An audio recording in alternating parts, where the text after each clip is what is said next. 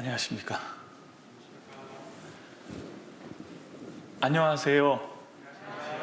반갑습니다. 같이 기도하시겠습니다. 저희를 사랑하시는 거룩하신 아버지 하나님, 오늘 하루도 주님의 은총 가운데 살게 하심에 감사드립니다. 특별히 어제와 오늘 2022 수도권 대학생 신입생 수련회를 갖게 해주셔서 새롭게 대학에 들어온 형제자매님들을 맞이하고 이제 이 대학 생활을 어떻게 해야 할지를 함께 결심하고 생각하는 시간을 갖게 해주심을 감사합니다.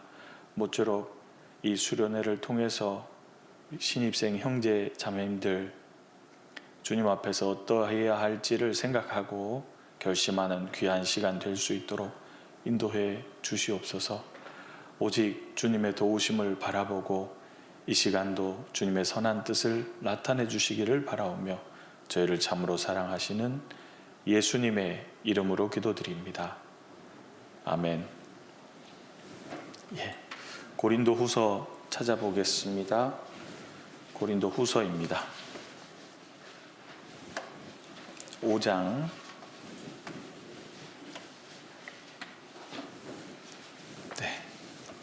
고린도 후서 5장입니다. 14절 말씀입니다. 고린도 후서 5장. 마이크가 조금 이렇게 울리네요. 14절 말씀입니다. 찾으셨으면 같이 한번 읽어보겠습니다. 그리스도의 사랑이 우리를 강권하시는도다.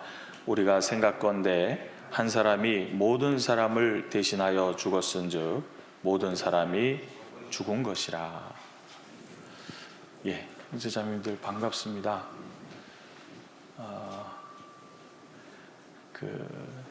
특송해 주신 우리 형제님들 감사합니다. 마음 같아서는 앵콜을 외치고 싶었는데 앵콜을 안 받아줄 것 같더라고요.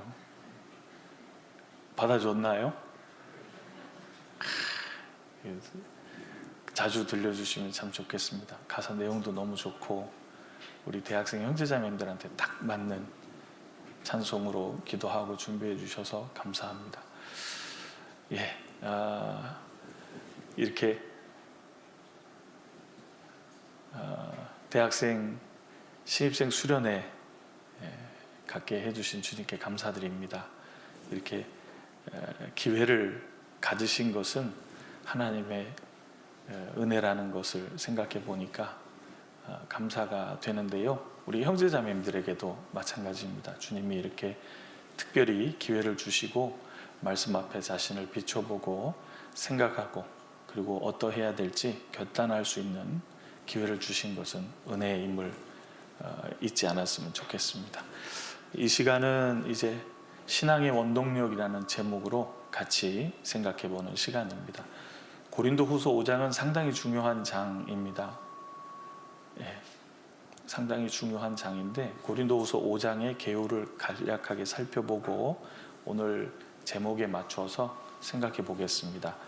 고린도 후서 17절을 한번 5장 17절을 보겠습니다.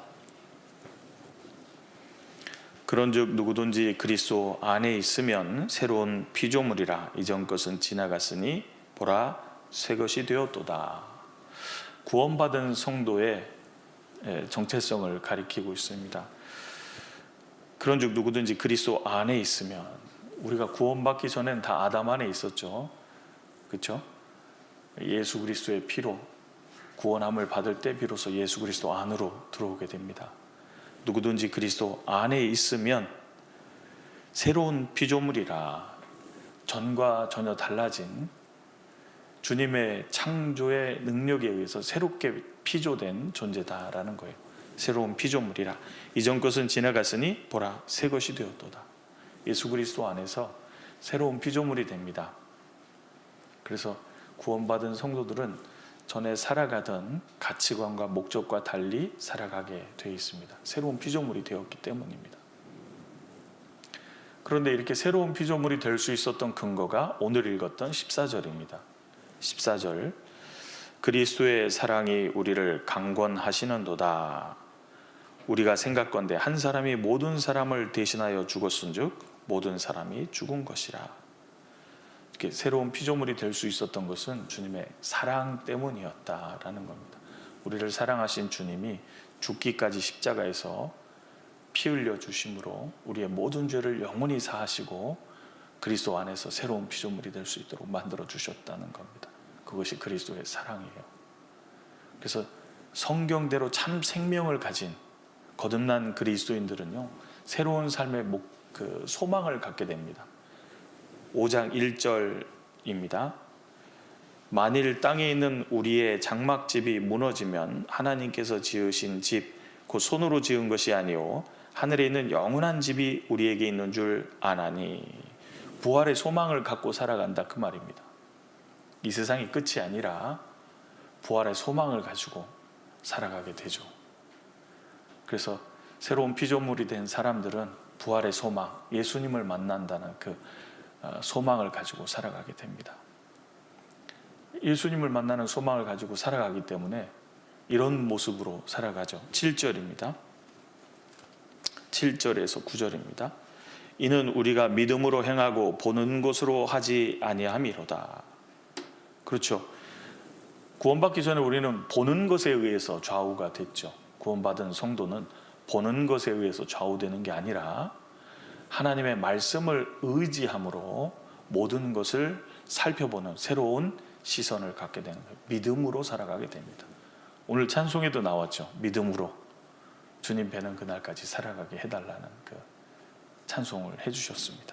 그렇죠. 믿음으로 살아가게 됩니다. 그리고 8절 9절을 보면 우리는 주님을 기쁘시게 하기 위해서 살아가고 있다라는 목적을 말합니다. 우리가 담대하여 원하는 바는 차라리 몸을 떠나 주와 함께 거하는 그것이라. 9절은 같이 읽어볼까요? 그런즉 우리는 거하든지 떠나든지 주를 기쁘시게 하는 자 되기를 힘쓰노라. 그렇죠. 우리는 주님을 기쁘시게 하는 자 되기를 힘쓰고 살아가게 됩니다. 왜냐하면 우리 삶의 목적과 가치관이 전혀 달라졌거든요. 여기 볼까요? 15절. 저가 모든 사람을 대신하여 죽으심은 산자들로 하여금 다시는 저희 자신을 위하여 살지 않고, 그 다음에 같이 읽어보겠습니다. 오직 저희를 대신하여 죽었다가 다시 사신 자를 위하여 살게 하려 함이니라. 그렇죠. 우리를 구원해 주신 목적이 분명하게 써 있습니다. 오직 저희를 대신하여 죽었다가 다시 사신 자, 주님을 위해서 살게 하려 함이니라. 주님을 위해서 살아가는 거예요. 그렇죠? 그리고 이렇게 새로운 피조물이 된 사람들에게는 이제 전과 달리 새로운 일이 주어져 있습니다. 그것이 18절부터 보면 나옵니다. 18절. 모든 것이 하나님께로 났나니 저가 그리스도로 말미암아 우리를 자기와 화목하게 하시고 또 우리에게 화목하게 하는 직책을 주셨으니 이는 하나님께서 그리스도 안에 계시사 세상을 자기와 화목하게 하시며 저희의 죄를 저희에게 돌리지 아니하시고 화목하게 하는 말씀을 우리에게 부탁하셨느니라. 이러므로 우리가 그리스도를 대신하여 사신이 되어. 여기 사신은 그 앰버서더라는 대사라는 뜻입니다. 하나님 나라의 대사. 새로운 일을 가지고 살아가는 존재가 새로운 피조물이 된 그리스도인이다라는 겁니다. 그래서 이제 고린도후서 5장은요, 우리가 회개하고 복음을 믿어서 구원받았잖아요. 복음으로 인하여 이루어진 급격한 변화를 설명하는 장이라 굉장히 중요한 장이 됩니다. 그 중에 오늘 우리가 생각해 볼 것은 14절이죠. 14절 보겠습니다. 그리스도의 사랑이 우리를 강권하시는 도다. 구원받은 성도의 신앙의 원동력은 바로 이 그리스도의 사랑이라는 것을 설명해 주고 있습니다. 이 편지는 바울 사도가 쓰고 있는 건데요. 우리 모든 구원받은 성도들은 히브리서 12장 1절에 있는 것처럼 우리 앞에 당한 경주를 경주하는 중입니다. 한국말로는 경주가 2번이 다 쓰이는데 실은 의미가 조금 다릅니다. 제가 앞에 써보면요, 이거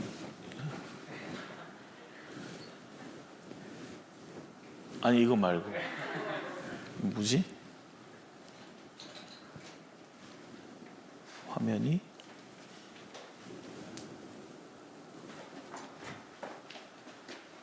어휴.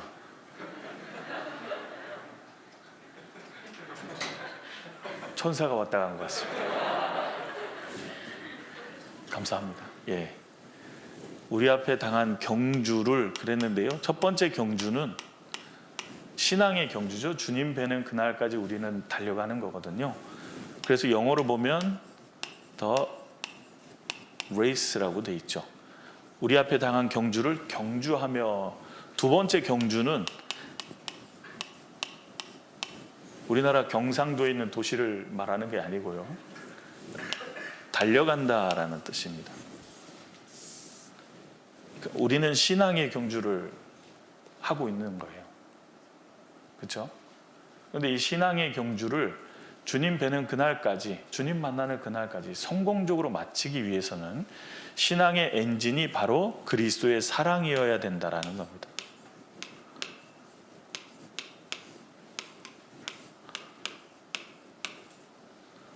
그래서 신앙의 원동력이라는 말은 한자니까 좀 어려우니까요. 우리식으로 쉽게 이해하려면 신앙의 엔진이 뭐여야 되냐라는 뜻입니다. 내 신앙을 돌리고 있는 엔진이 과연 뭐냐. 사도 바울께서는 성령의 감동으로 우리에게 써주기를, 우리 신앙의 엔진은 그리스도의 사랑일 때 주님 뵈는 그날까지 힘있게 살아갈 수 있다라고 말하고 있습니다. 그래서 사도 바울 자신이 그것의 증명이 됐죠. 우리 부르는 찬송 중에 오직 주의 사랑에 매여, 이런 찬송 있죠. 사도 바울의 간증이기도 합니다. 주님의 사랑에 매여서 자기 목숨을 주님께 드리는 그날까지 힘있게 살아갈 수 있었던 거예요. 사도 바울의 신앙의 엔진은 그리스도의 사랑이었다는 겁니다. 그런 그가 고린도후서 5장 14절에 그리스도의 사랑이 우리를, 구원받은 성도들이죠, 우리를 강권한다, 이끈다는 거예요. 그리스도의 사랑에 매이고 그리스도의 사랑에 이끌릴 때 신앙생활의 경주를 완주할 수 있다는 겁니다.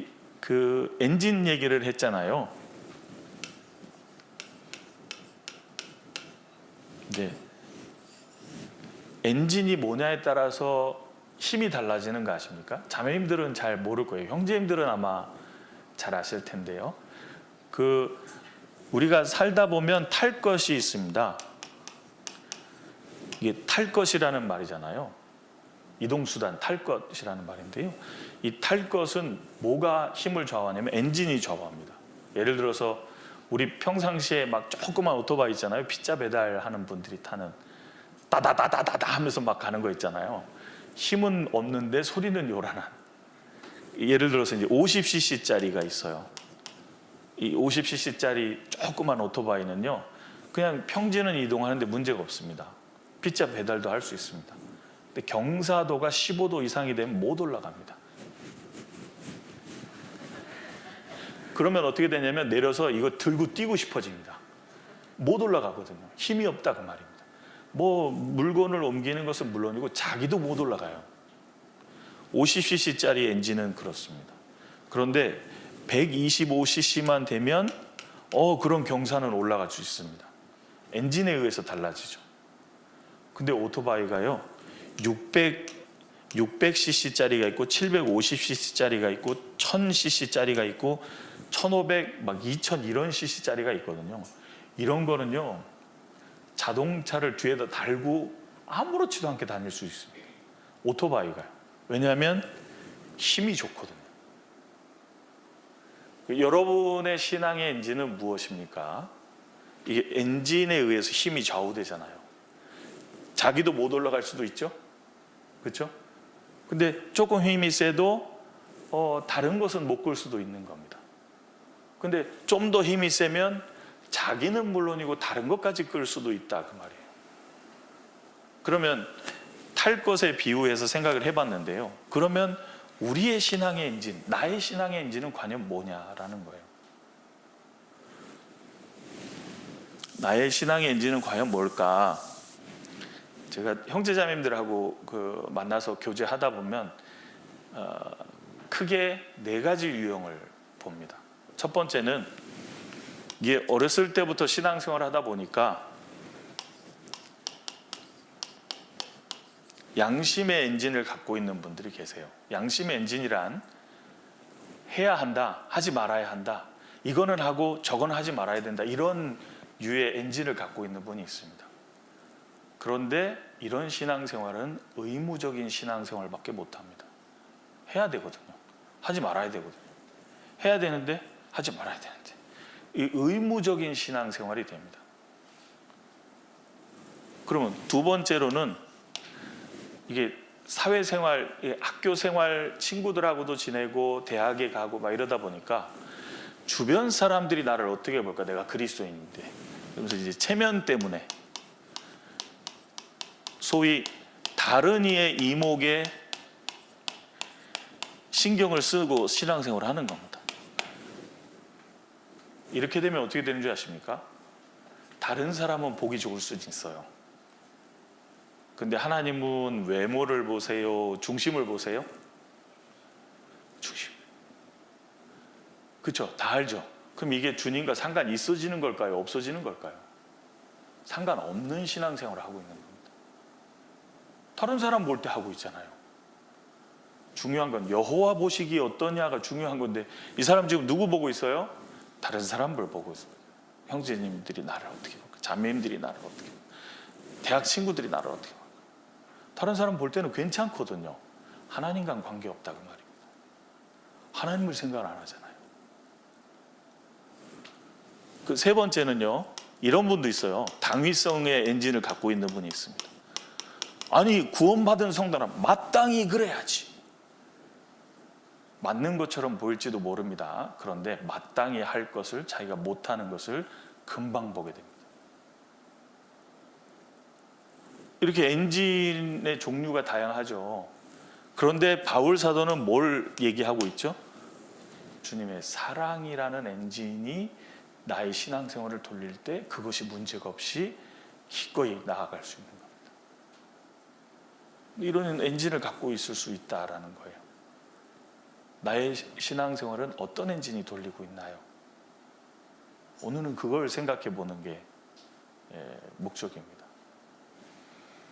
그래서 바울 사도의 간증을 바울 사도가 고린도후서 5장 14절에 써준 내용을 열었습니다. 바울 사도는 디모데후서에 보면요, 이런 내용을 써 있어요. 내가 선한 싸움을 싸우고 나의 달려갈 길을 마치고 내 믿음을 지켰다. 나를 위해서 이제 주님이 면류관을 예비해 놓으셨다. 바울 사도는 그야말로 주님의 사랑에 이끌려서 자기의 신앙의 경주를 마쳤다 그 말입니다. 그렇죠? 그래서 그 죽음 얼마 앞두고요, 간증을 한 거잖아요. 내가 선한 싸움을 싸우고 나의 달려갈 길을 다 마쳤다. 그렇게 할 수 있었던 게 뭐예요? 그리스도의 사랑이라는 겁니다. 그리스도의 사랑 때문이에요. 양심 때문이 아니고요, 없진 않아요. 양심 때문은 아니고요, 남이 나를 어떻게 볼까 아니고요, 당위성이 아니고요, 바울 사도는 그야말로 주님의 사랑에 이끌려서 살았던 겁니다. 그랬더니 자기의 달려갈 길을 우사히 마칠 수 있었어요. 그리고 승리의 계가를 불렀던 겁니다. 그래서 정말 예수님처럼 바울처럼 살고 싶다면 나의 신앙의 엔진이 무엇인지를 돌아보는 게 필요한 겁니다. 그 은혜 찬송에 있잖아요. 예수님처럼 바울처럼 그렇게 살 순 없을까? 그 찬송 아시죠? 그렇게 살 순 없을까? 우리 노래할 때 있지 않습니까? 정말 그렇게 살고 싶은데, 그렇다면 바울이 주님의 성령의 감동으로 소개해주고 있는 겁니다. 그리스도의 사랑이 우리를 강권하실 때 가능하다 그 말입니다. 나의 신앙의 엔진이 무엇인지 오늘 생각해 보려고 하는 겁니다. 그러면 바울은 어떤 사랑을 받았기에 그런 것인가 라는 거예요. 바울은 과연 어떤 사랑을 받았기에? 바울 사도에 대해서 잘 아시죠?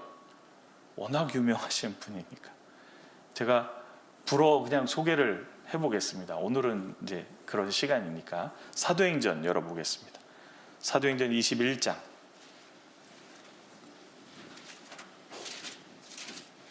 사도행전 21장 39절입니다.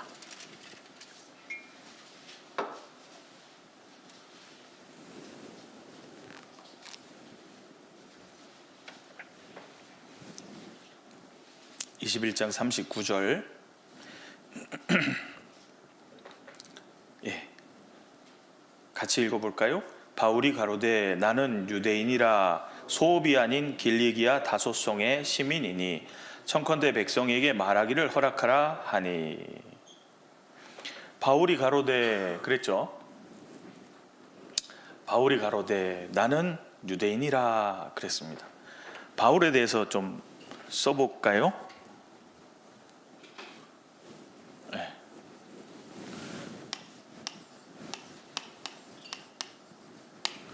바울은 말하기를 나는 유대인이라 그랬습니다. 이건 헬라식 이름입니다. 파울로스라고 해서요. 헬라식 이름입니다. 나는 유대인이라. 그 다음에 뭐라고 돼 있죠? 소읍이 무슨 뜻이에요? 소읍. 작은 마을. 작은 마을. 나사렛이라는 동네는 진짜 조그만 마을입니다. 소읍. 조그만 마을 사람이 아니다 나는. 뭐라 그랬어요? 길리기아 다소성의 시민이다 그랬습니다. 당시의 길리기아는요, 그 터키 지역인데요. 우리식으로 말하면 큰, 예를 들어 경기도 막 이렇게 큰 도예요. 그 도의 중심 도시입니다. 굉장히 유명한 도시였습니다.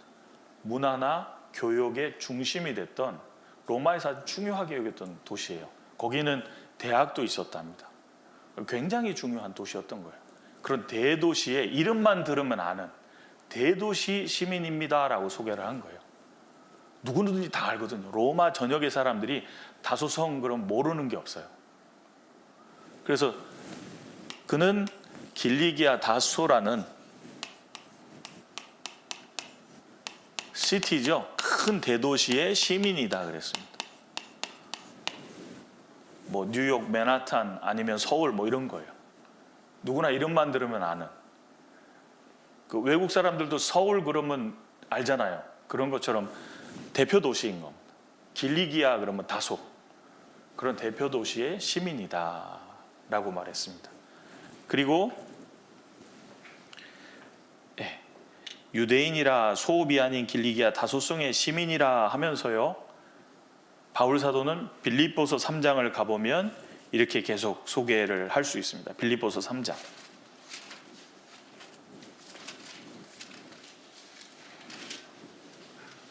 빌립보서 3장 5절 6절입니다.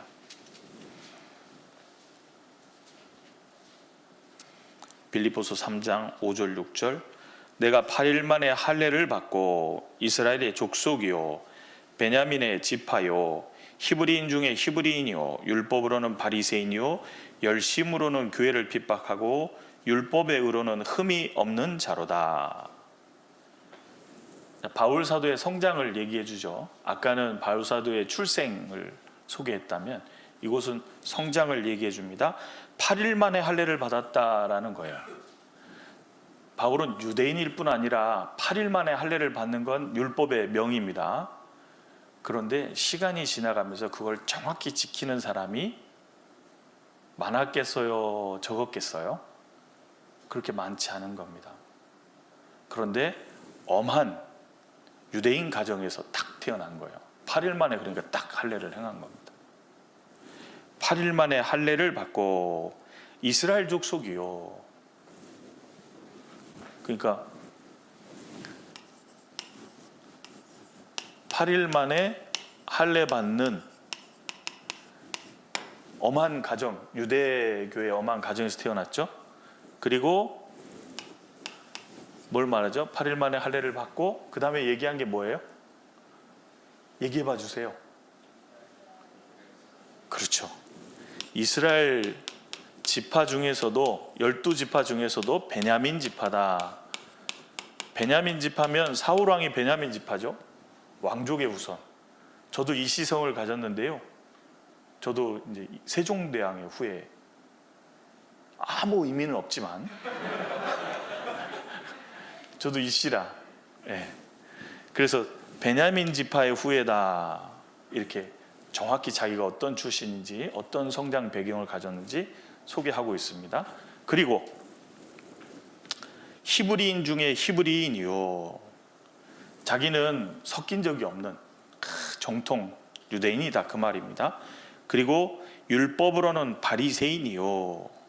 당시 가장 유명한 종파죠. 바리새인이요. 열심으로는 교회를 핍박하고 얼마나 열심히 있었냐면 교회가 주님이 만드신 교회가 예수 그리스도가 메시아가 아니라고 생각했기 때문에 예수님도 핍박하고 예수님 믿는 사람들을 핍박했던 사람이다 그 말입니다. 열심으로는 교회를 핍박하고 당시에 바리새인들이 말하는 율법의 의로서는 흠이 없는 자로다라는 겁니다.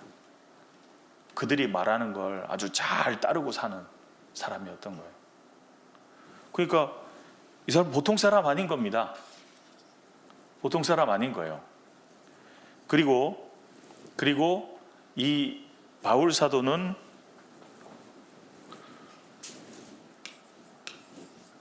열심히 있었고 바리새인이었죠. 바리새파였고 그리고 이 사람은 로마 시민이었습니다. 이때 당시에 로마 시민이라면 우리 시대로 말하면 이해가 될지 모르겠지만 그 미국 시민권을 갖고 있는 사람이에요. 미국 시민권을 받으면 미국에 의해서 보호가 됩니다. 꽤나 이제 뭐예요? 프라이드를 느끼는 거죠. 로마 시민이다. 이 로마 시민이라는 것 때문에 바울이 여러 어려움 가운데서 그 도움을 얻습니다. 유대인들은 그냥 막 때리거든요. 근데 나 로마 시민입니다. 그러면 손을 못 대게 돼 있어요. 그러니까 한참 맞다가도 나 로마 사람입니다. 그러니까 군인들이 때리려고 해도 안 때리잖아요. 법에 회부되거든요. 그래서 결국은 로마에까지 가서 복음을 전할 수 있는 그런 여러 번의 유익도 누리게 됩니다. 로마 시민이라는 것 때문에. 이방인 전도에 정말 딱 맞는 인물이었어요. 어쨌든 로마 시민이기도 했습니다. 사도행전 보겠습니다. 22장.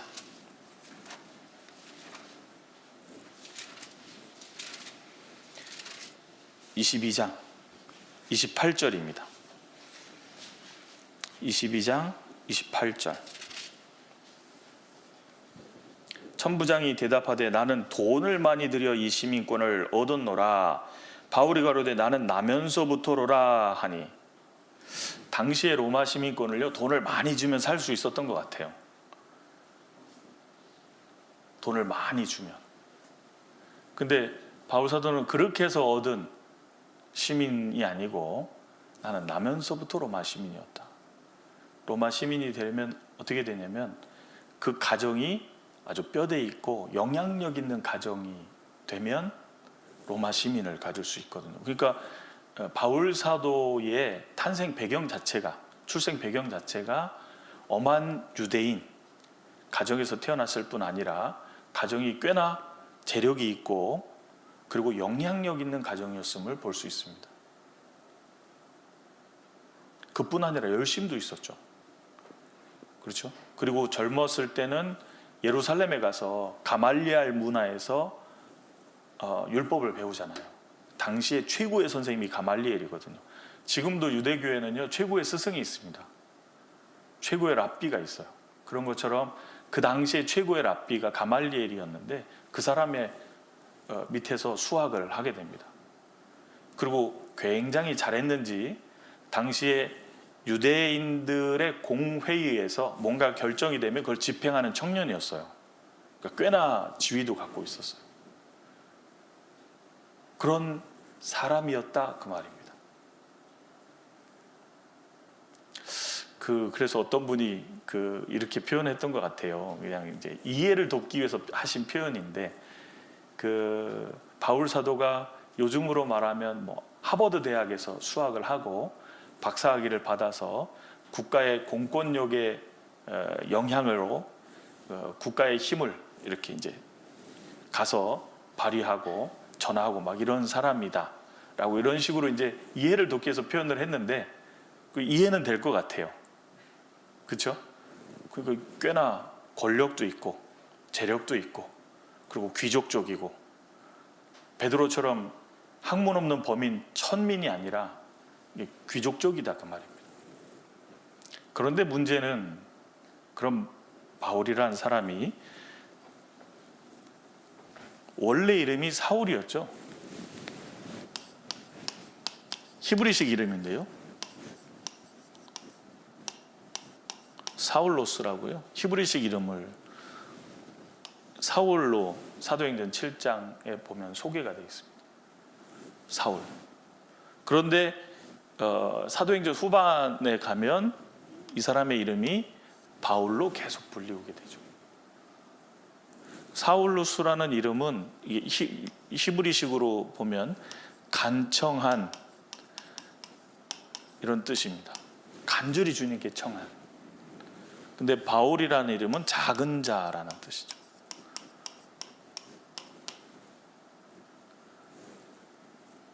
이렇게 이제 변모되는 걸 볼 수 있는데요, 그의 원래 모습은 어땠냐?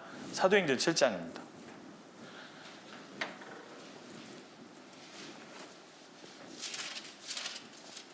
사도행전 7장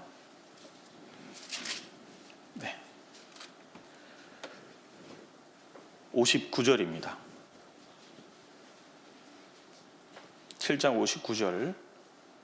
저희가 돌로 스데반을 치니 스데반이 부르짖어 가로되 주 예수여 내 영혼을 받으시옵소서 하고 무릎을 꿇고 크게 불러 가로되 주여 이 죄를 저들에게 돌리지 마옵소서 이 말을 하고 자니라.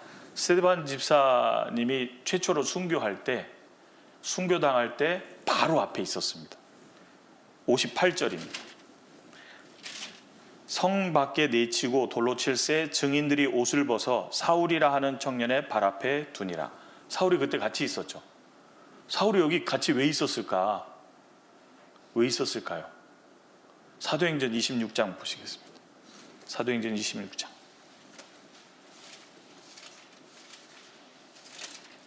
10절입니다.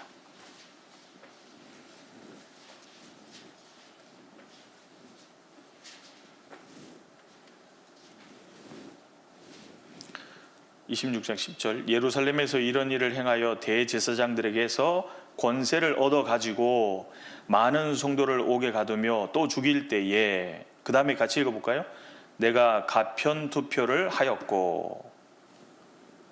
가편투표라는 말이 나오죠. 이게 무슨 말이냐면요, 고대 재판에서는 이런 형태가 있었습니다. 배심원들이 쭉 들어요. 이 사람 증인의 말도 듣고 원고의 말도 듣고 다 듣습니다. 그리고 다 듣고 결판을 내릴 때 배심원들이 두 돌을 갖고 있어요. 검은 돌과 흰 돌. 무죄다 그러면 흰 돌을 던지는 겁니다. 가편투표입니다. 유죄다 그러면 검은 돌을 던지는 거예요. 그래서 정죄를 하는 겁니다. 심판을 하는 거예요. 근데 바울 사도는 사울은 뭐 했었다고요? 스데반 집사가 돌에 맞아 죽을 때 옆에 있었죠. 뭐 한 거예요? 가편투표했던 겁니다. 저놈은 죽이라 검은 돌을 던진 거예요. 그래서 단죄해서 죽이게 되는 겁니다. 스데반 집사를 죽일 때 옆에서 재판을 했던 사람인 거예요. 지금 고백하고 있잖아요. 내가 가편투표를 해서 성도들을 핍박하는 일을 했었다고. 그렇죠? 스데반이라는 주님의 일꾼을 돌을 던져 죽이는데 반대편에 서서 돌을 던져서 결판을 내고 돌에 맞아 죽게 할 때 같이 있었던 사람입니다. 그리고 사도행전 8장 1절 가보겠습니다.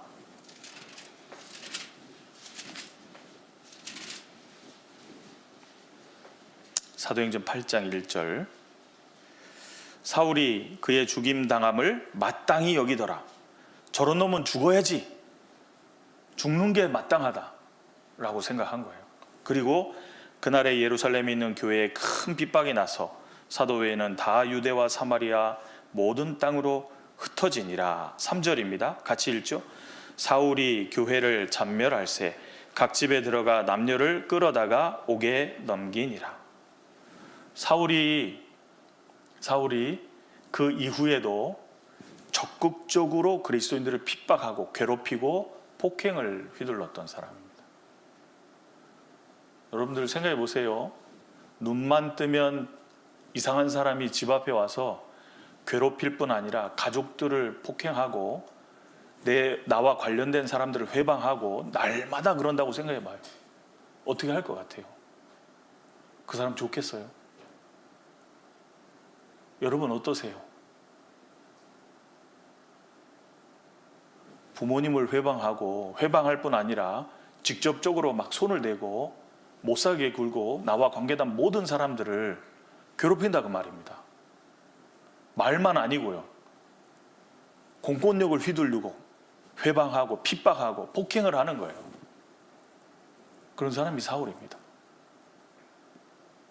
9장 1절 9장 1절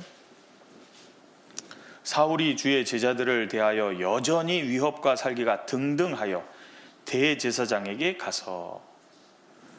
오랜 세월 속에서 사울이 어떻게 했어요?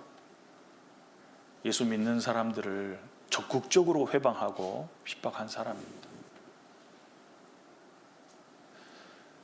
내가 만약에 사울이라는 사람에 의해서 핍박을 받고 살았다면 어땠을까? 눈만 뜨면 괴롭히는 거예요. 말만이 아닙니다.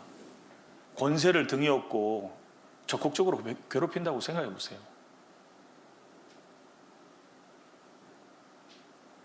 그런데 이 사람이 왜 이렇게 이런 상태가 됐을까?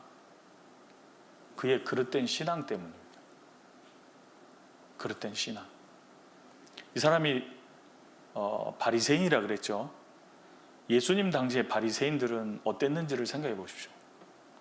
예수님 당시의 바리새인들은요, 예수님이 미운 거예요. 예수님이 구세주가 절대로 아닙니다. 그들에게는. 예수님을 죽이려고 모의하기 시작해요. 죽이려고요. 종교 지도자들이요, 죽이려고. 마태복음 12장에 보면요. 그래서 마태복음 16장에 가면 시험하잖아요. 죽일 빌미를 얻으려고 시험하는 겁니다. 잘못된 목적을 가지고 상대를 계속 괴롭히는 거예요. 그리고 바리새인들이 뭐라 그랬어요? 예수님을 향해서 사마리아인이라 귀신 들렸다 그랬잖아요. 마태복음 16장에 보면 예수님이 제자들에게 사람들이 나를 누구라 하더냐. 제자들은 예수님이 메시아라고 생각했으니까 사람들이 좋은 평가만을 쭉 얘기합니다. 어떤 이는 엘리야라 하더이다. 어떤 이는 죽은 세례 요한이 살아 돌아오신 분이라고 합니다. 어떤 이는 예레미야라 선지자 중에 하나라고 합니다. 근데 좋은 평가만 있는 게 아니었습니다. 요한복음 6장에 보면 예수님을 향해서 사마리아인이라 개 취급하는 사마리아 사람이다 그 말입니다. 상종 안 하잖아요. 귀신 들렸다. 마태복음에 보면 바리새인들이 저는 바알세불이라는 귀신을 힘입어서 귀신을 내쫓는 사람이라고 폄하했잖아요. 얼마나 못된 얘기를 많이 했는데요.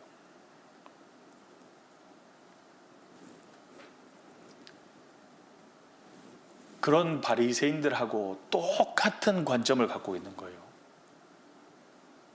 그러니까 예수님에 대해서 저 사람은 메시아가 아니다라고 생각하는 겁니다. 유대 청년 요셉의 아들이 어떻게 메시아가 되냐 무시한 거예요. 그리고 그 예수 믿는 사람들을 핍박하게 됐던 거죠. 근데 예수님이 그 바리새인들을 향해서 그렇게 뭐라고 얘기하시냐면, 바리새인들은 소경이 되어서 소경을 인도하는 사람이라고 말씀하셨습니다. 예수님은 왜 그렇게 솔직하게 얘기했을까요? 예수님은 그들이 돌이키기를 원하신 거예요. 돌이키기를 원하시니까 경고를 하신 겁니다. 화 있을진저 서기관들과 바리새인들이요, 율법사들과 바리새인들이요. 예수님 왜 그렇게 신랄하게 얘기했을까요? 돌이켜라 그 말입니다. 근데 바리새인들은 소경인데 그 소경된 사람들을 인도하는 소경된 인도자라 그랬어요. 그래서 뭐라 그랬냐면, 너희는 잔과 대접에 겉은 깨끗하게 하지만 속은 여전히 시커먼 게 가득하다 그랬어요. 더러운 게 가득하다. 이거 보십시오. 바리새인들의 시선입니다. 이게 왜 중요하냐면 바울이 그랬단 말입니다. 바리새인들은 소경된 인도자였어요.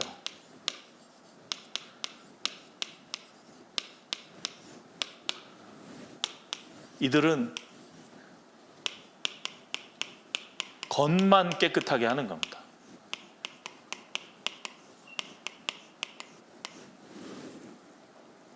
주님이 말씀하시는 건 뭐냐면, 주님이 말씀하시는 건 안이 깨끗해져서 겉으로 깨끗한 게 나오는, 이게 거듭나는 거잖아요. 이게 진짜 필요한데 이 사람들은 겉을 깨끗하게 만드니까 자기들이 괜찮은 줄 아는 거예요. 근데 속은 여전히 시커먼 게 가득하거든요. 주님은 속을 보시니까 합당치 않다 그 말입니다. 그런데 잔과 대접에 겉만 번드르르하게 자꾸 만들게 시키는 거예요. 주님은 안이 깨끗해져서 깨끗해진 결과로 겉이 깨끗해질 때 이것이 거듭나는 거고 이것이 모든 인간에게 필요한 거라고 얘기하고 계신 겁니다. 근데 그건 모른 채로 깨끗한 척을 하는 거예요. 이걸 가지고 외식이라고 하셨죠. 꾸미는 겁니다. 그러니까 생각해봐요. 깨끗하니까 자기를 깨끗하게, 모든 죄에서 깨끗하게 해주실 예수님이 필요해요, 안 필요해요? 안 필요하잖아요. 넌 메시아가 아니라 그러는 겁니다. 그러니까 죽이려고 그랬잖아요. 죽이려고 모의하고 테스트하고 시험하고 유혹하고 걸리기만 해봐 그래가지고 교묘한 질문을 계속 던지잖아요. 이 바리새인들과 같은 신앙관을 가진 것이 사울이었다 그 말입니다. 그래서 예수님을 믿는 사람들을 그렇게 핍박한 거예요. 날마다 부운에 차서요. 저런 놈들은 없어져야 된다.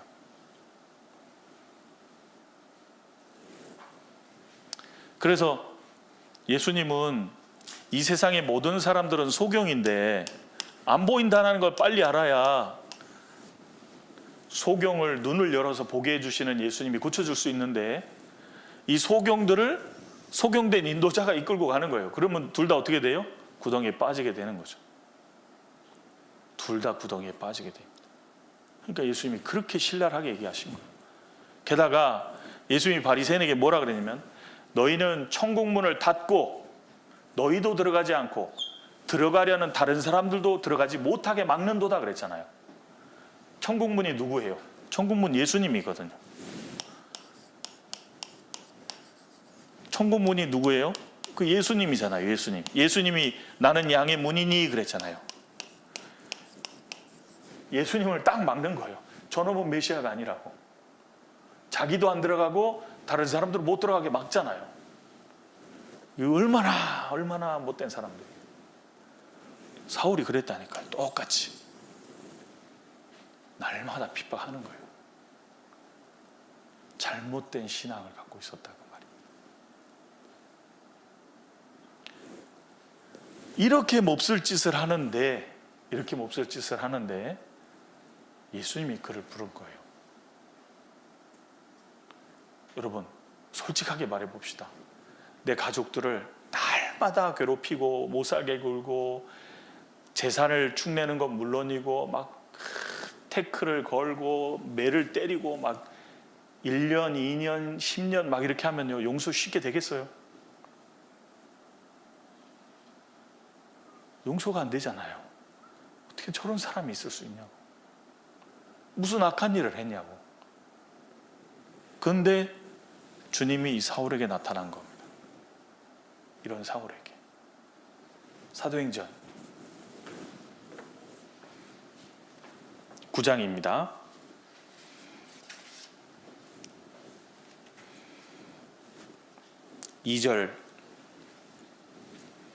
2절에서 5절입니다. 다메섹 여러 회당에 갈 공문을 청하니 이는 만일 그 돌을 좇는 사람을 만나면 물론 남녀하고 결박하여 예루살렘으로 잡아오려 함이라. 사울이 행하여 다메섹에 가까이 가더니 호련히 하늘로서 빛이 저를 둘러 비치는지라. 땅이 엎드러져 들음에 소리 있어 가라사대 사울아 사울아 내가 어찌하여 나를 핍박하느냐 하시거늘 대답하되 주여 니시오니이까. 같이 읽어볼까요? 가라사대 나는 내가 핍박하는 예수라. 저는 이 구절을 읽을 때요 처음에 이렇게 읽혔어요. 제가 처음에 읽을 때 이 문장이 제 마음속에서 이렇게 읽혔습니다.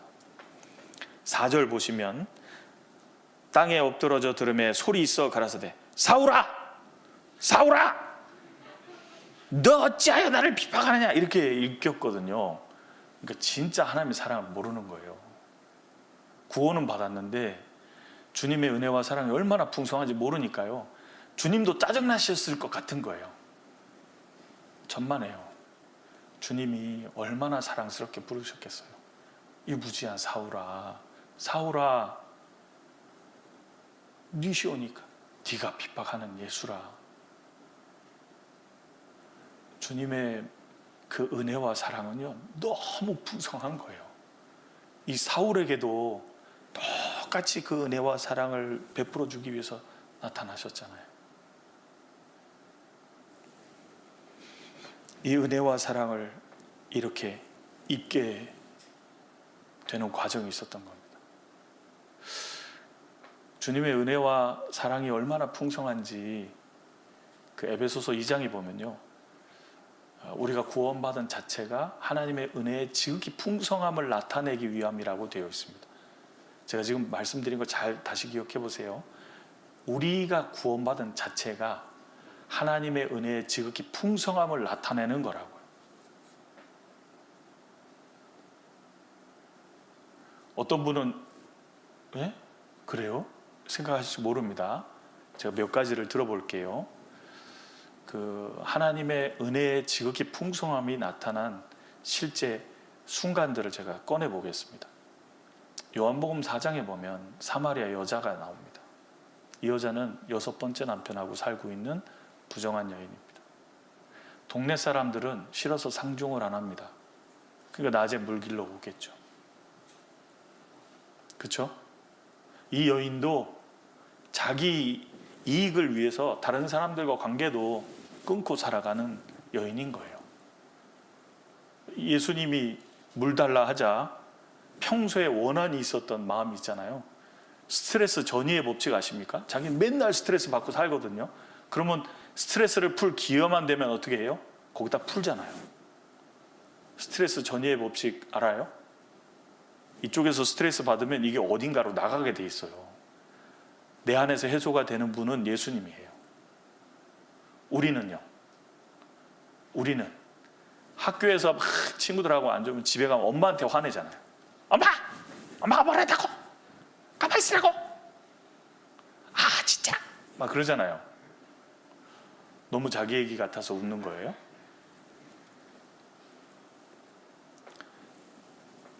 예.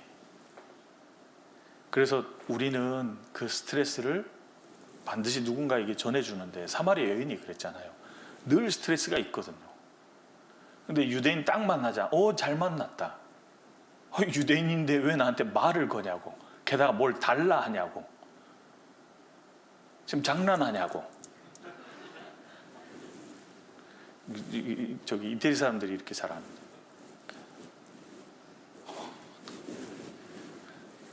뭐 하냐고.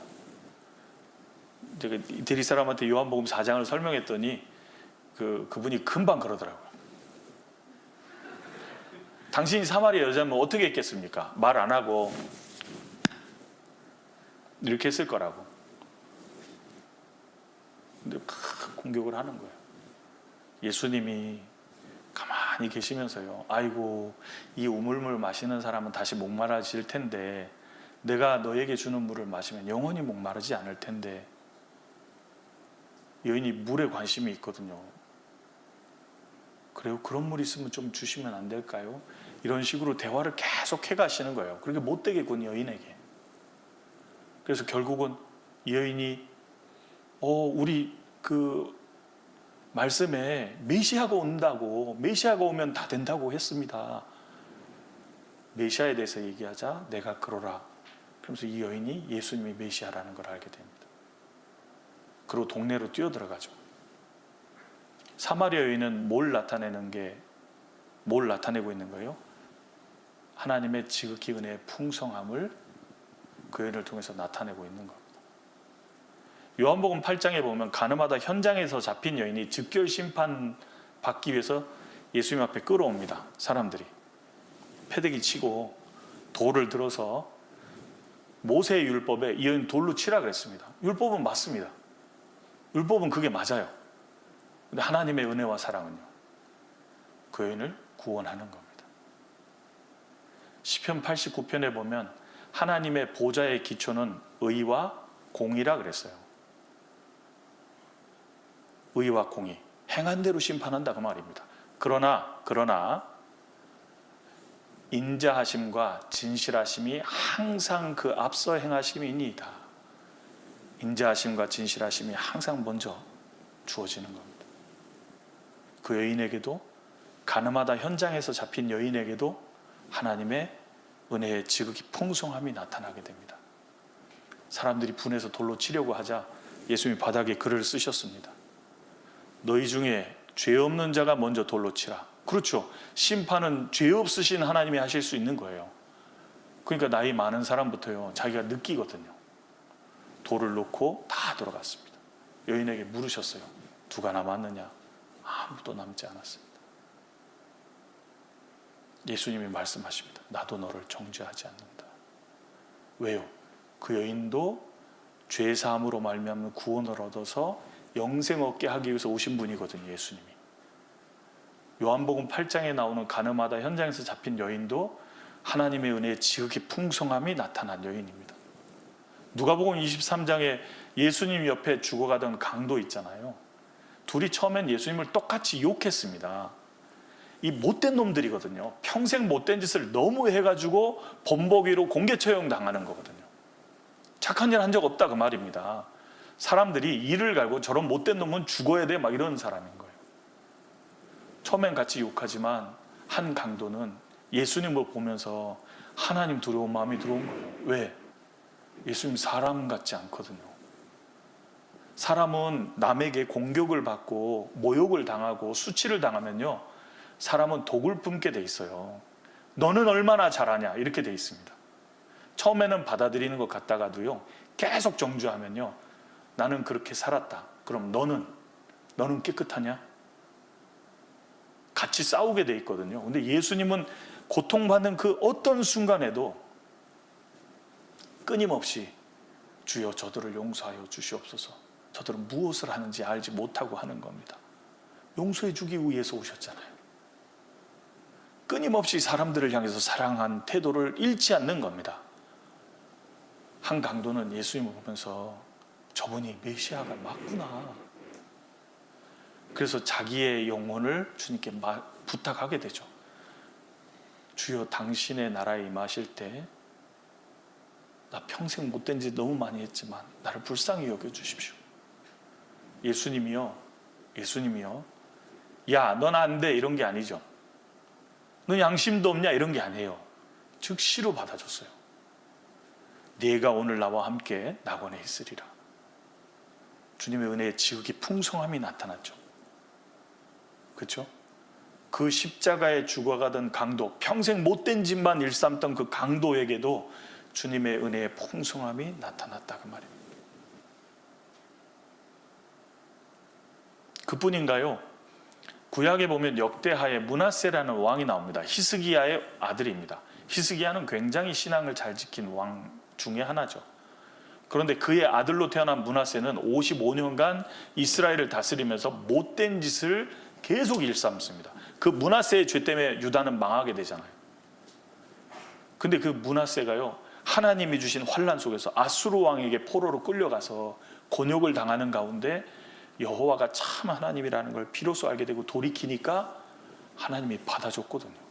므낫세의 이름이 마태복음에 보면 예수님의 족보에 나옵니다. 그런 그도 주님이 받아줬다 그 말입니다. 은혜의 지극히 풍성함이 나타난 대표적인 인물인 거예요. 그런데 오늘 소개된 바울도 역시 마찬가지인 겁니다. 바울도 주님의 은혜의 지극히 풍성함이 나타난 인물로서 소개되는 겁니다. 이런 사람에게도 주님의 은혜가 임하는 거라면 하나님의 은혜에서 제외될 수 있는 사람은 없다라는 걸 보여주는 대표적 인물이 된 거예요.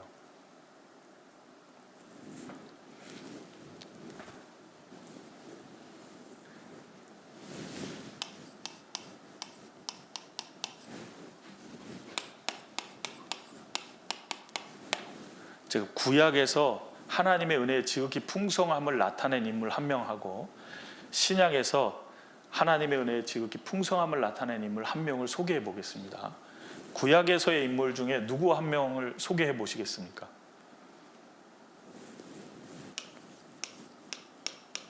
라합입니다.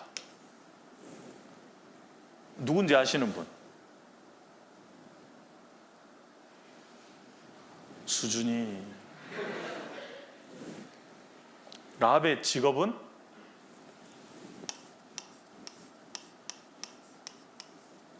율법의 기생 창녀는 돌로 쳐 죽이는 겁니다. 그런데 이 라합은 여리고성의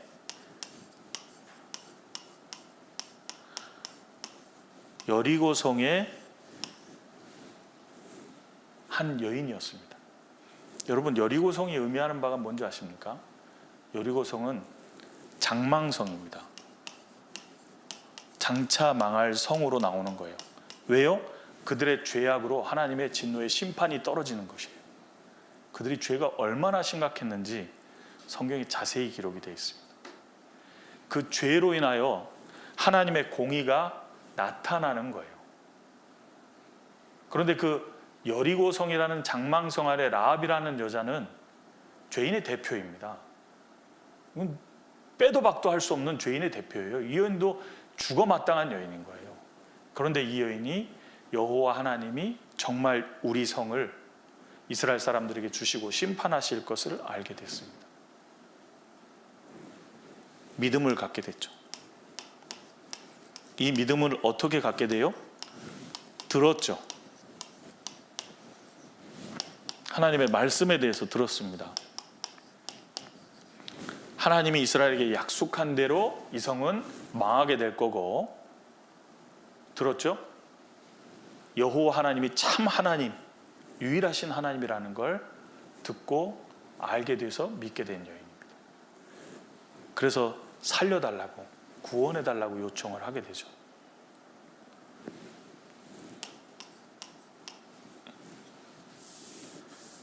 바로 이 믿음 때문에 장망성에서 살아나온 겁니다. 죄로 인하여 심판받아 마땅한 여인인데 믿음 때문에 장망성에서 살아나왔습니다. 그런데 주님이 라합만 건져준 게 아니죠. 라합을 통해서 그녀의 부모, 형제, 그들에게 속한 모든 사람들뿐 아니라 그녀가 데려온 모든 사람들이 다 살게 됩니다.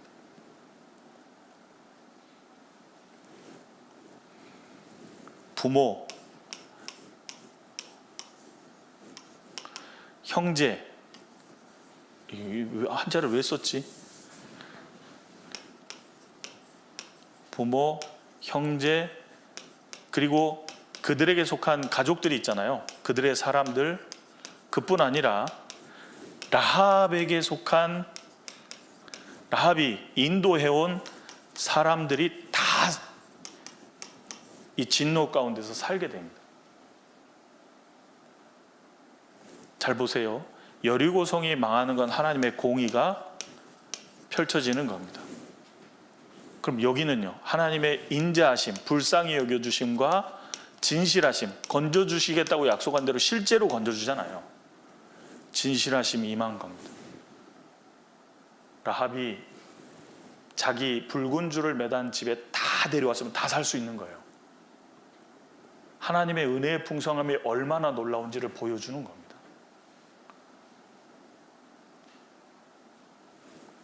여러분, 우리가 라합이지 않습니까?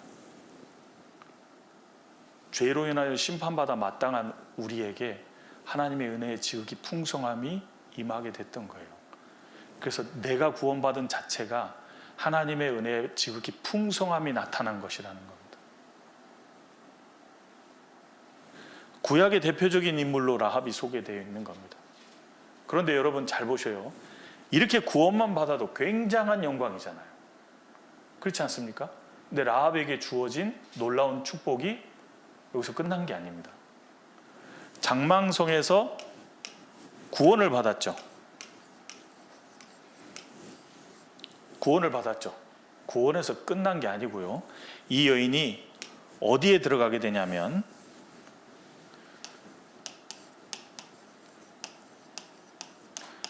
여호와의 총회라고 일컫는 하나님의 백성 이스라엘 무리 가운데 들어가게 됩니다. 여기 들어가면 얻게 되는 유익이 뭐죠? 하나님이 주시는 기업을 다 받는 거예요. 구원만 받은 게 아니고요. 하나님이 주시는 영광스러운 기업을 얻게 됐다 그 말입니다. 살려만 준 게 아니에요. 그렇죠? 그뿐인가요?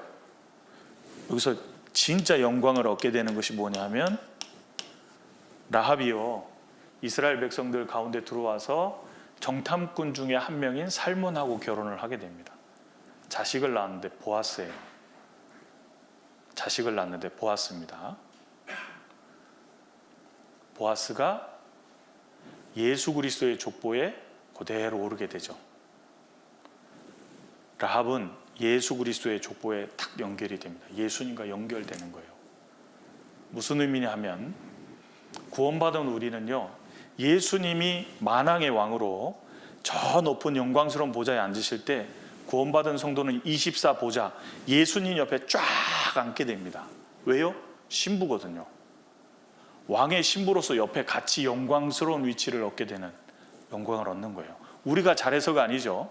예수님이 신랑이잖아요. 그분이 놀라운 분이기 때문에 우리는 자연스럽게 그 위치와 영광을 얻게 되는 겁니다. 은혜자 그 말입니다. 신랑이 대통령이면 신부가 누가 돼요? 신랑이 대통령이면 신부가? 네? 신랑이 대통령이면 신부가 영부인이 되죠. 신랑이 임금이면 신부는 왕비가 됩니다. 신랑에 의해서 아내는 그 영광을 같이 누리는 거예요. 그것처럼 우리는 죄와 허물로 죽어 지옥 갈 수밖에 없는 사람인데 건져주셨을 뿐 아니라 천국의 성도의 기업을 얻게 하시고 그리고 주님의 영광스러운 위치를 같이 갖게 만들어 주셨다는 걸 보여주는 모형이 라합인 겁니다. 은혜가 지극히 풍성하시다는 걸 보여주는 거예요. 우리는 구원받았을 뿐 아니라 주님이 주시는 영원한 기업, 후사가 되고요. 그뿐 아니라 예수 그리스도의 신부로서 영광을 얻게 됐다는 겁니다. 은혜가 얼마나 풍성한지를 보여주는 거예요. 이 라합이 누구예요? 우리 각자라는 겁니다.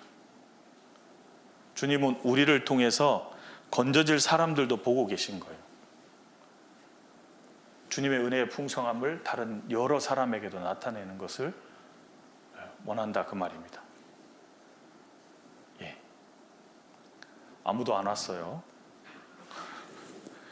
자, 구약의 하나님의 지극히 은혜의 풍성함을 보여주는 대표적인 인물의 라합이라면 신약엔 누군가요?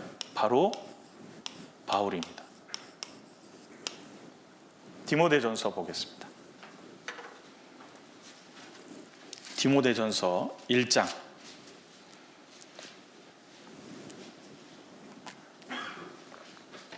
13절입니다.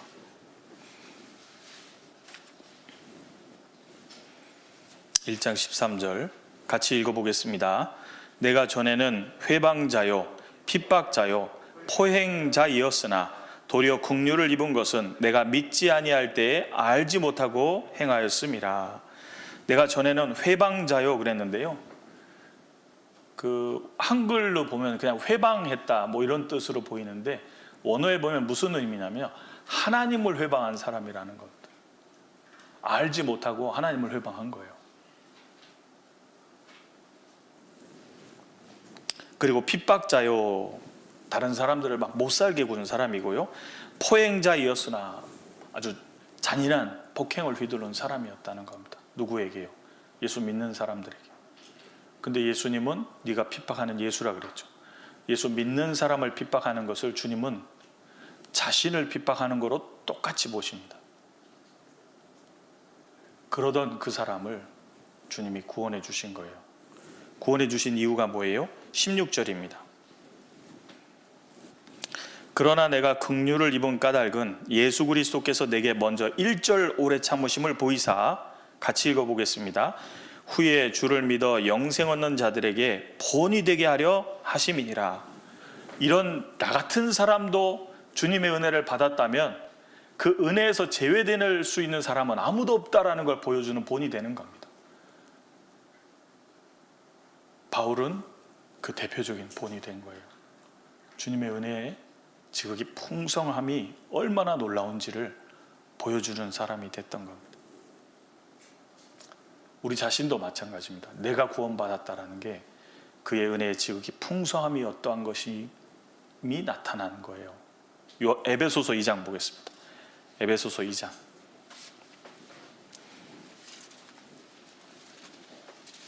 에베소서 2장입니다.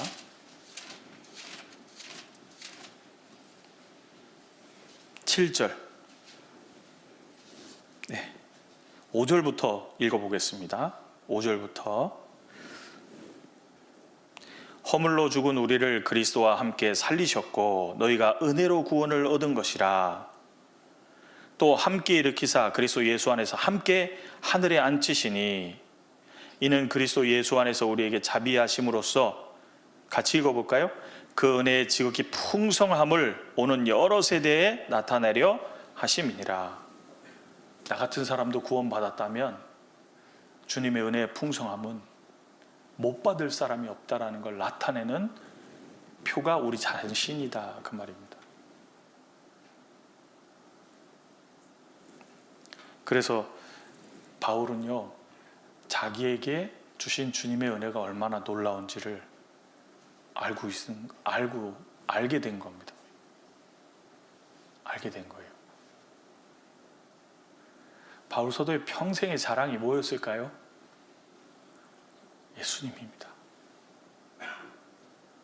평생의 자랑은 자기는 용서받지 못할 그런 못된 사람이었는데 그 예수님이 자기도 용서해 주셨음을 알게 된 거예요. 그의 평생의 자랑은 십자가에 못 박힌 예수 외에는 없었습니다. 그래서 고린도전서 15장 10절에 보면요, 바울 사도가 이런 간증을 합니다. 나의 나 된 것은 오직 하나님의 은혜로 된 것이니. 그렇죠. 구원받은 것이 뭐가 자기가 착해서예요? 잘나서예요? 아니다, 그 말입니다. 전적으로 하나님의 은혜의 지극히 풍성함이 나타난 것을 알고 있는 거예요. 나의 나 된 것은, 구원받은 건 하나님의 은혜로 되었다. 여러분, 대학 가서 여러분은 뭘 자랑할 것 같아요? 뭐 전화기 사면 전화기, 나는 얼음폰이다, 뭐 이런 거 자랑합니까? 전 아직 아이라서 아이폰. 죄송합니다. 여러분은 뭘 자랑할 게 있습니까? 정말 참 그리스도인이라면 자랑할 것이 나에게 그렇게 은혜의 풍성함을 주신 주님, 그분이 우리의 자랑이어야 되지 않겠습니까? 물건? 아이고, 여러분, 좋은 물건 가지면 인격이 좋은가요? 신앙이 좋든가요? 아무 상관없어요.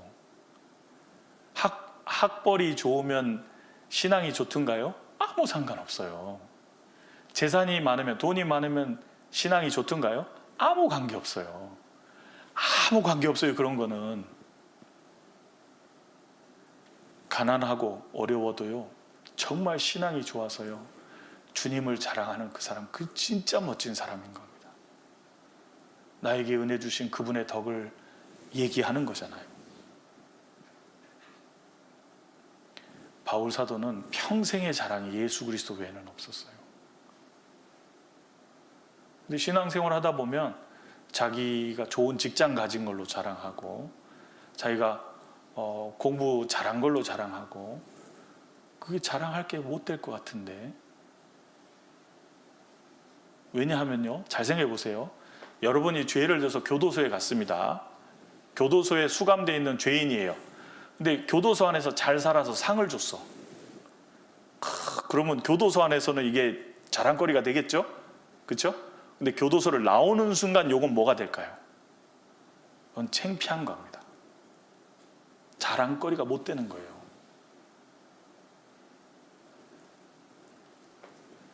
구원받기 전에 죄와 관계된 모든 것은 자랑거리가 못 돼요.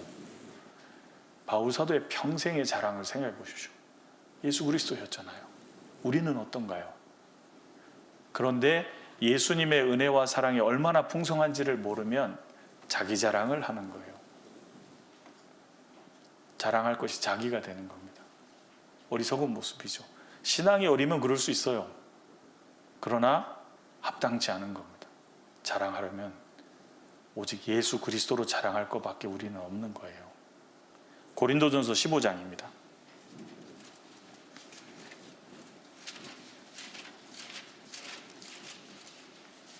고린도전서 15장 10절입니다. 15장 10절 같이 읽어보겠습니다. 그러나 나의 나 된 것은 하나님의 은혜로 된 것이니 내게 주신 그의 은혜가 헛되지 아니하여 내가 모든 사도보다 더 많이 수고하였으나 내가 아니요 오직 나와 함께 하신 하나님의 은혜로라. 나의 나 된 것은 하나님의 은혜로 되었다 그랬습니다. 앞에는 자기가 이제 사도라 칭함받는 사람이 되었다라는 걸 말한 뒤에 그러나 반전이죠. 그러나 나의 나 된 것은, 내가 구원받은 것 전적으로 하나님의 은혜 때문이었고, 내가 주의 일을 맡을 수 있었던 것도 나 같은 사람에게 주님이 일을 맡겨주셨기 때문이다라는 은혜 때문임을 고백하고 있습니다. 나의 나 된 것은 오직 하나님의 은혜로 된 것이니 내게 주신 그의 은혜가 헛되지 아니하여, 그의 은혜와 사랑이 너무나도 크기 때문에 내가 그 좋으면라도 보답하느냐. 시편 116편에 있는 것처럼 내게 주신 그의 은혜를 무엇으로 보답할꼬, 내게 주신 모든 은혜를 내가 무엇으로 보답할 수 있느냐, 조금이라도 보답하느냐 수고를 했던 겁니다. 그 은혜 때문에. 안 할 수 없었어요. 그 은혜 때문에요. 그 사랑 때문에 안 할 수 없었습니다. 그래서 수고를 했습니다. 내게 주신 그의 은혜가 헛되지 않았기 때문에, 은혜가 있었기 때문에 내가 모든 사도보다 더 많이 수고했습니다.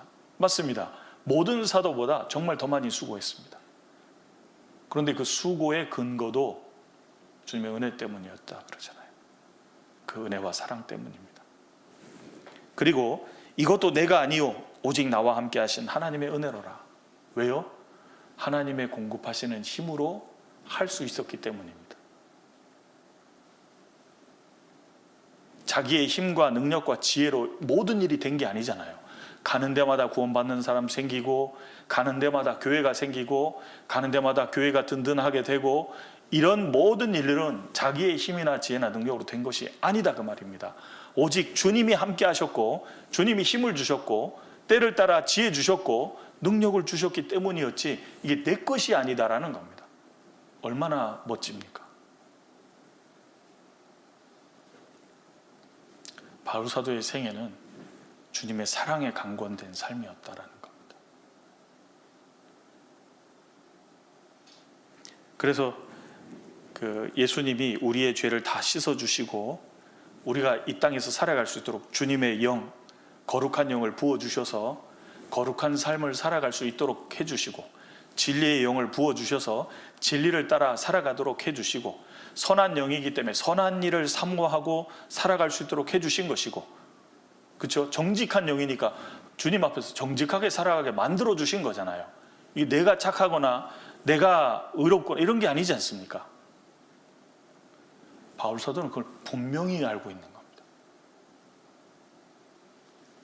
그래서 그의 삶은 그야말로 그리스도의 사랑에 이끌린 삶이었던 거예요. 여러분, 주님의 사랑에 이끌리면 모든 문제가 해결되는 거 아십니까? 제가 성경을 이렇게 쭉 보다 보니까요, 사랑에 이끌리는 사람들의 기가 막힌 모습이 있습니다. 첫 번째, 사랑에 이끌리면요, 이 어두운 세상 가운데서, 죄악된 세상 가운데서 자기를 딱 지키게 돼 있습니다. 유다서 1장. 유다서 1장입니다. 주님의 사랑을 깨닫고 주님을 사랑하는 성도는 자신을 세상에서 지키게 돼 있어요. 유다서 1장 20절 21절입니다.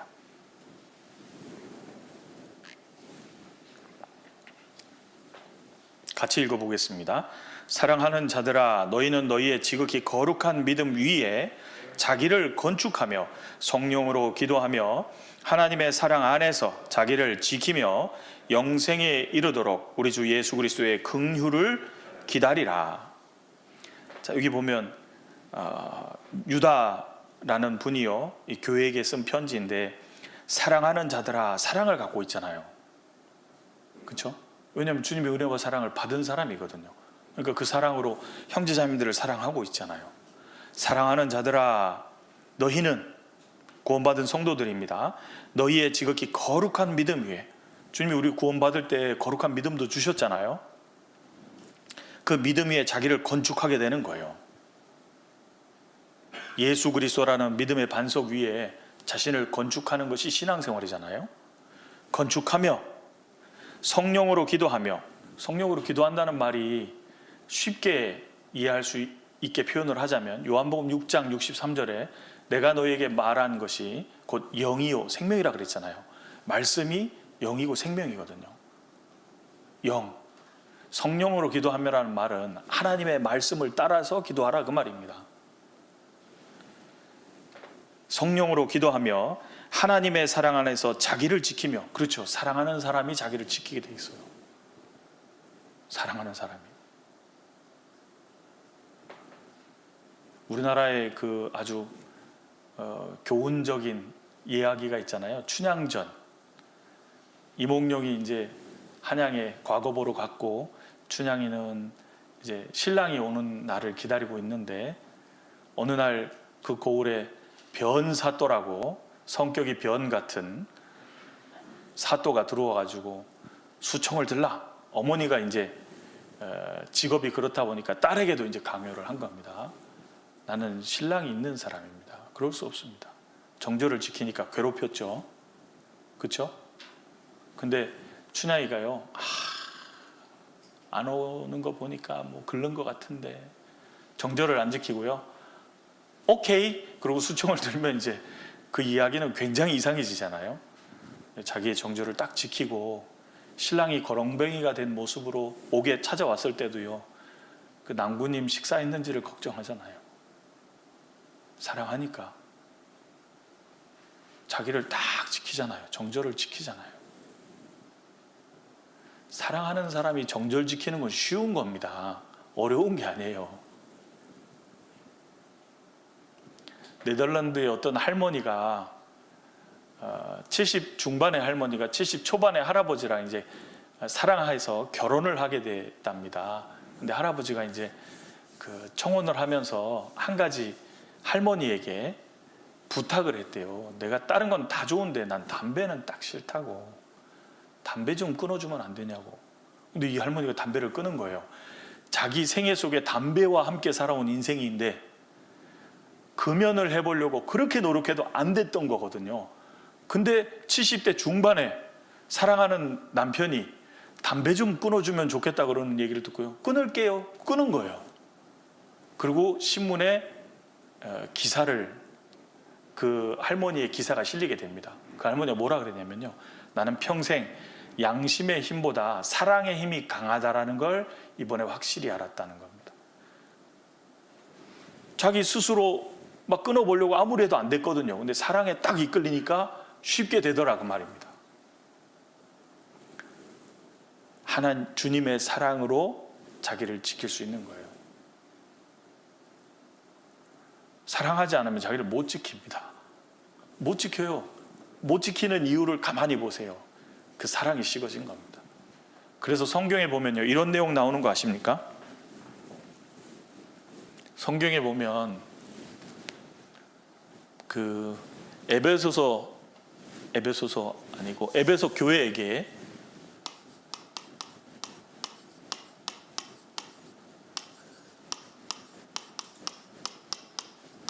교회에게 예수님이 말씀하시는 장면이 나옵니다.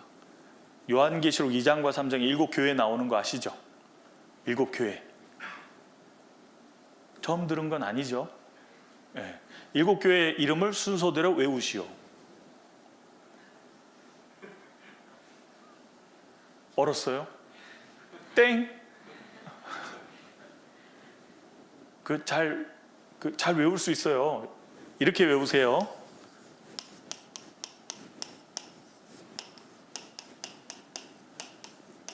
예수님이 사시는 빌라입니다.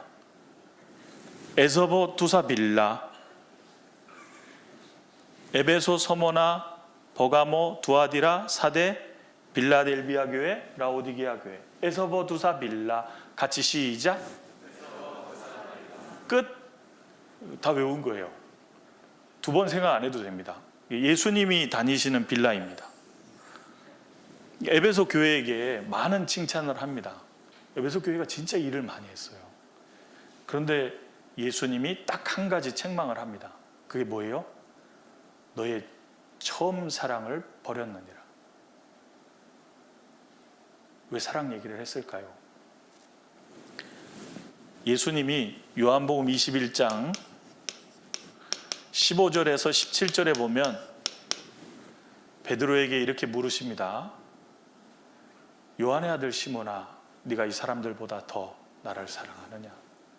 사랑하느냐를 물었어요. 너 따라올 준비 됐느냐를 물은 게 아니고요. 예수님을 따르고 섬기며 예수님과 함께 동행하기 위해서 꼭 필요한 게 뭐예요? 사랑입니다. 예수님이 다른 게 물은 게 아니에요. 사랑을 물은 거예요. 네가 나를 사랑하느냐? 신앙의 원동력이 뭐예요? 사랑이거든요. 사랑하느냐를 3번이나 묻잖아요. 우리가 주님을 재림하시는 그날까지 신앙생활을 바르게 하려면 그 사랑이 일깨워져 있어야 되거든요.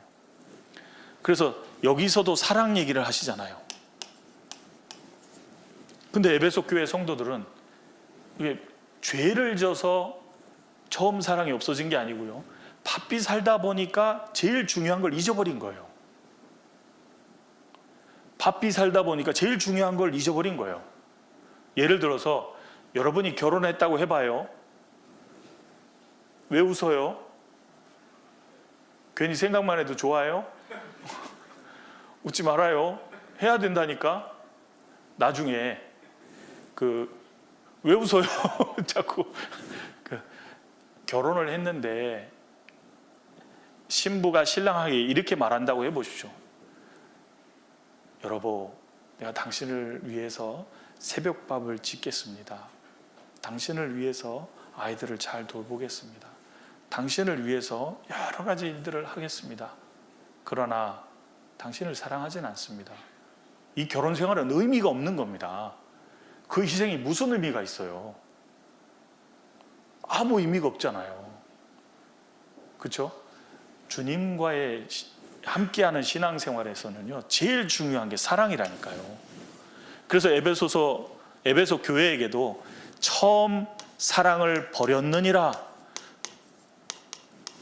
이 처음 행위를 가지라 그러잖아요. 사랑이 일깨워지는 게 필요하다, 그 말입니다. 그뿐 아니고요, 에베소서 실제로 에베소서 보겠습니다. 에베소서 마지막 장입니다. 에베소서 6장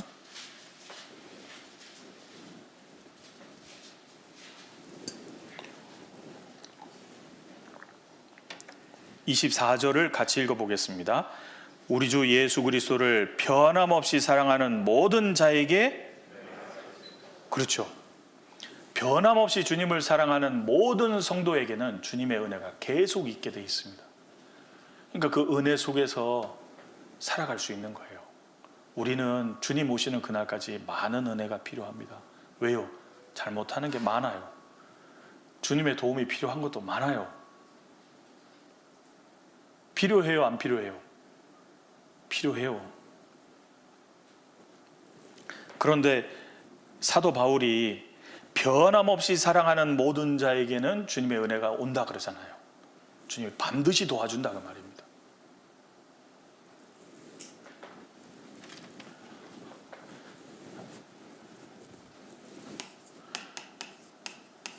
변함없이 사랑하는,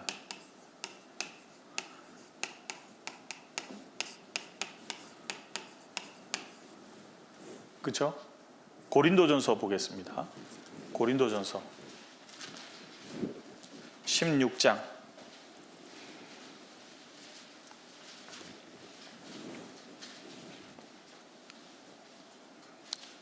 22절, 고린도전서 16장 22절 같이 읽어보겠습니다. 만일 누구든지 주를 사랑하지 아니하거든 저주를 받을지어다. 주께서, 마지막 인사가 굉장히 무시무시하지 않아요? 교회 서신인데 마지막 인사가요, 여기 보시면 만일 누구든지예요.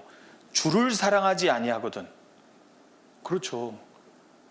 누가 7년 환란에 들어가서 심판을 받게 되나요? 주를 사랑하지 않는 사람들이잖아요. 진리의 사랑을 받아들이지 않는 사람들이 진노의 심판에 들어가는 거잖아요. 주를 사랑하지 않는 사람들, 저주를 받게 된다는 말입니다. 그럼 구원받은 성도들은 뭐예요? 구원받은 성도들은 주님을 사랑하거든요. 그러니까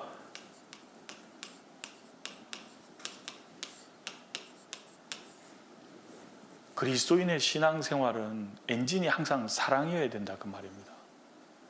다른 게 있을 수가 없어요. 다른 걸로 하면 금방 제한을 보게 됩니다. 그 이상 못해요. 엔진이 충분치 않거든요. 사랑하면요, 깊이 사랑할수록 더 많은 희생과 더 많은 헌신을 하고도 어떻게 하는 줄 아십니까? 못한 게 생각나게 돼 있는 거예요. 정말 사랑하면 내가 널 위해서 이것저것을 했잖아 이렇게 얘기하지 않습니다. 제가 그걸 확실히 느낀 적이 있어요. 두 학생을 외국으로 유학 보낸 아버지를 만나서 아버지가 구원을 못 받았기 때문에 상담을 했었습니다. 근데 이 아버지가 저랑 이런저런 얘기를 나누는 가운데 눈물을 인해 뚝뚝 흘리시면서 고백하신 게 있어요. 이 아버지가 자식들을 위해서 피땀 흘려서 돈을 보내주고 유학을 보냈거든요. 고생하는 가운데 기꺼이 자식들이 원해서 보내줬다 그 말입니다. 그런데 이 아버지가 나 그 녀석들 위해서 뭘 했어요 이렇게 얘기하지 않고요, 내가 첫째 놈을 위해서는 뭘 못했었고요, 둘째를 위해서는 이걸 못했었습니다. 눈물을 쭉 흘리시는 거예요. 정말 깊이 사랑하면요, 못한 것이 생각이 계속 나는 겁니다. 그걸 하면서 자기는 마땅히 할 일이지 자랑할 일이 아니라는 걸 아는 거예요. 정말 사랑하면 깊을수록 그 사랑을 인해서 내가 마땅히 해야 될 것이지 자랑할 게 아니라고 하는 겁니다. 그 사랑에 이끌리니까 그렇게 되는 거예요. 야곱이 요셉을 특별히 사랑했잖아요. 사랑하는 아내 라헬에게서 나서. 그래서 기꺼이 더 많은 것을 주는 걸 볼 수 있어요. 채색 옷을 해줬다 그러잖아요. 더 깊은 사랑을 가지니까요, 더 많은 걸 기꺼이 희생해 주는 거예요.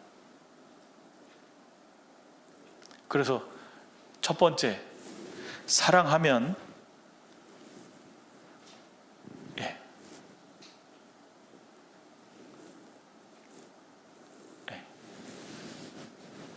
사랑하면 자기를 이 어두운 세상에서 죄의 유혹에서 지키게 됩니다. 사랑하는 사람은 자신을 지키게 돼 있는 거예요. 정말 이 세상에서요, 유혹되지 않고 구별돼서 뚜렷하게 살아가려면요, 주님의 사랑을 일깨우는 게 필요한 겁니다. 그리고 두 번째로는요, 사랑하면 유혹도 떨쳐낼 수 있습니다. 창세기 39장에 보면 요셉이라는 사람이 나오는데요, 주인 마님이 동침하자고 유혹을 합니다. 여러분, 그때는 주인 마님에 의해서 모든 게 되는 시대거든요. 게다가 노예는 사람이 아니에요. 시키는 대로 해야 되거든요. 그런데 노예인 주제에 내가 하나님 앞에서 어떻게 득죄할 수 있겠습니까? 그러고 딱 구별되는 거 봐요. 왜요? 하나님을 향한 사랑이 있고 하나님을 향한 경외가 있고 하나님을 바라보니까요, 자기를 딱 구별시키잖아요. 유혹 가운데서도. 그 유혹 속에서도 이길 수 있는 기초가 바로 사랑이라는 겁니다. 정죄를 지키잖아요. 그리고 유혹도 이겨내잖아요. 그리고 시험이 올 때, 창세기 22장에 보면 시험이 옵니다. 주님은 우리의 신앙이 하나님의 축복을 받기에 합당한 신앙인지 때때로 테스트하십니다. 이건 넘어뜨리려는 동기가 아닙니다. 축복을 부어주기 위해서 합당한지를 테스트하세요. 그 테스트가 딱 있을 때 하나님을 가장 사랑하는 그 사람은 거기에 걸리질 않습니다. 그걸 기어이 이겨냅니다. 예를 들어서 제가 창세기 22장에 아브라함이 시험 받을 때 장면을 묵상하면서 느낀 게 있습니다. 창세기 22장에 보면 하나님이 내 독자 이삭을 내게 제물로 바치라 그랬어요. 근데 저는 대번에 생각나는 게 뭐냐면, 하나님, 줄 때는 언제고요? 지금 죽이라고 하십니까? 뭔가 잘못된 게 아닙니까? 하나님, 나 이해가 안 됩니다. 정말? 이건 뭐지? 이렇게 반문했을 것 같아요. 그리고 이율배반적인 이야기라고 계속 생각했을 것 같습니다. 근데 아브라함은 하나님의 말씀을 마음에 둔 사람입니다. 하나님의 말씀이 뭐였죠?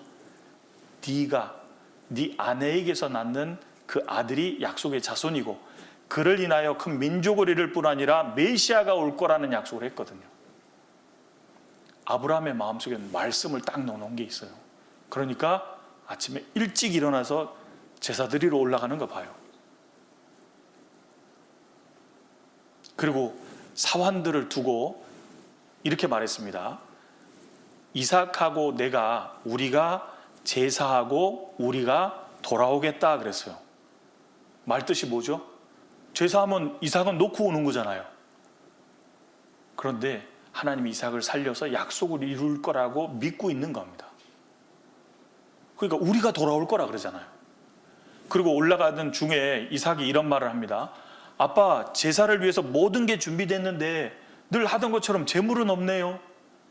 아빠 마음이 어땠을까요? 이 녀석아, 네가 재물이다. 그런데도 주님은 이 아이를 살려서 하나님의 약속을 이루시는 전능자라는 걸 믿으니까요, 그 이삭도 주님이 주신 거, 자신의 삶도 주님이 주신 거, 모든 건 주님이 주신 거, 주님을 가장 사랑했거든요. 그러니까 이삭을 딱 드리는 거 봐요. 그 테스트에서도 이겨낼 수 있는 것이 바로 주님의 사랑인 거예요. 그 사랑이 있을 때 주님이 그제서 네가 나를 정말로 경외하고 나를 가장 먼저 사랑한다라는 걸 내가 알았다. 손대지 말아라. 그리고 축복을 부어주잖아요. 그 시험을 능히 이길 수 있는 근거도 바로 사랑인 겁니다. 그리고 주님의 일을 할 때도 사랑하면 아무 문제가 안 돼요. 창세기에 보면 야곱이 라헬을 위해서, 아내로 얻기 위해서 7년을 수일처럼 여기고 일을 합니다. 7년이면 얼마나 많은 날들인데요. 2500일 정도 되는데요. 그게 뭐 얼마 안 되는 것처럼 며칠처럼 여기고 일을 하는 거예요. 왜? 바라는 게 있으니까, 사랑하니까. 근데 7년만 일한 게 아니죠. 외삼촌에게 속아서 14년을 일하죠. 14년만 한 게 아닙니다. 6년을 더 일합니다. 20년을 일해요. 라헬을 연애함으로 7년을 수일처럼 여기고 일했다고 되어 있습니다. 주님의 일을 할 때도 사랑이 있으면 그게 아무 문제가 안 돼요. 근데 사랑이 없으면 도대체 얼마나 더 하라는 거냐 이렇게 됩니다. 그리고 환난을 당할 때도 하나님의 사랑을 안다면 그 환난을 능히 이겨낼 수 있습니다. 대표적인 예가 하박국입니다. 여러분 그 찬송 아세요? 무화과 나무 잎이 마르고 포도 열매가 없으며, 그게 하박국 3장에 나오는 구절입니다. 그 이야기를 하게 된 동기가 있습니다. 하박국 선지자가 하나님의 선지자인데 하나님께 예언을 들은 거예요. 이스라엘은 이제 폐역으로 인해서 갈대아 사람에 의해서 멸망할 거다. 근데 망하는 거 좋다 그 말입니다. 그런데 그 말도 안 되는 악을 행하는 민족 갈대아에게 망하는 것이 이해가 안 되는 거예요. 하나님 이게 도대체 무엇 때문입니까? 묻고 기다립니다. 신앙의 사람이죠. 사람한테 불평을 늘어놓은 게 아니라 하나님께 물었잖아요. 그리고 기다립니다. 그러면서요, 하나님이 지금은 그들을 망하게 하시지만 약속대로 70년 만에 회복시켜서 다시 민족을 이끌어 갈 뿐 아니라 궁극적으로 이스라엘이 흩어졌다 돌아올 때 하나님의 사랑으로 회복된다라는 내용을 쫙 들은 거예요. 하나님이 사랑해서 지금 어려움을 허락하셨다는 걸 확실히 알게 되니까 좋습니다. 하나님, 무화과 나무 잎이 마르고 포도 열매가 없어도 좋습니다. 감람나무 열매 없고 외양간에 송아지가 없어도 나는 구원의 하나님으로 인하여 기뻐하겠나이다. 그 주님의 사랑을 깨달으니까 그 어려운 순간이 온다 그래도 딱 바라보고 살 수 있게 되잖아요. 그러니까 이 어두운 세상에서 나를 지키는 것, 유혹을 당할 때 시험을 이기는 것, 그리고 환난을 당할 때 그리스도인 이 시대에 당하는 모든 일입니다. 그 모든 것을 능히 이기고 주님 오시는 그날까지 신앙의 경주를 하기 위해서 반드시 필요한 신앙의 원동력은 그리스도의 사랑이어야 된다는 것. 다른 게 없습니다. 그런데 이 사랑도 이사랑자매님 아니 주무실까 이 사랑도 한 번에 다 알아지는 게 아니고요, 조금씩 계속 알아가게 되어 있습니다. 그런데 함께하는 가운데 알아가는 거예요. 에베소서 보겠습니다. 에베소서 3장입니다.